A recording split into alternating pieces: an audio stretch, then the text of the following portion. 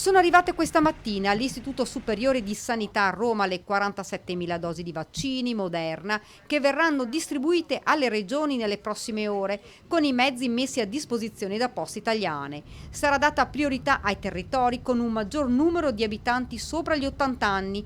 Ora si attende il via libera di EMA anche per AstraZeneca, un via libero che dovrebbe permetterci, spiega Zaia, di fare più vaccinazioni di massa. In 4 mesi dovremmo comunque riuscire a farlo, se ne facciamo un paio di milioni ogni 2 mesi, 4 milioni in 4 mesi.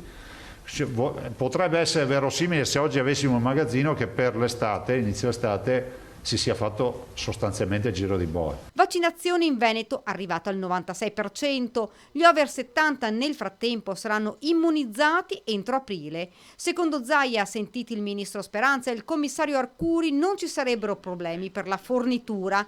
Il tema di un virus mutato è una realtà e la preoccupazione è reale. In Veneto un caso da studiare, quello di una famiglia di 3 persone distrutta dal virus. Noi abbiamo avuto una segnalazione, insomma, di 3 familiari, 52 anni terapia intensiva, una quarantina d'anni un decesso e il terzo familiare terapia intensiva.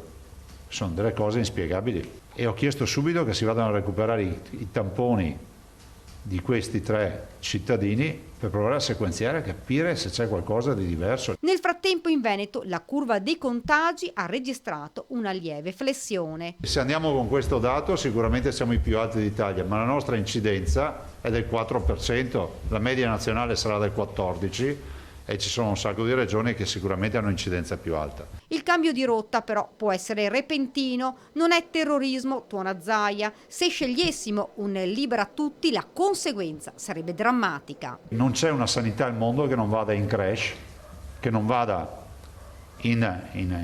allo schianto davanti a una situazione incontrollata. Restano sull'altro fronte le difficoltà delle imprese, chiuse da mesi, ribadita al governo la richiesta di provvedere ai ristori in contemporanea al nuovo DPCM. Di certo anche il punto di equilibrio potrebbe essere rappresentato da ristori veri, solidi, alla tedesca. Un DPCM che, stando alle ultime riunioni, dovrebbe contenere una nuova indicazione sulle fasce, quella delle regioni ad alto rischio. Anche di questo si parlerà nel nuovo vertice Governo-Regioni previsto giovedì mattina alla vigilia del documento finale.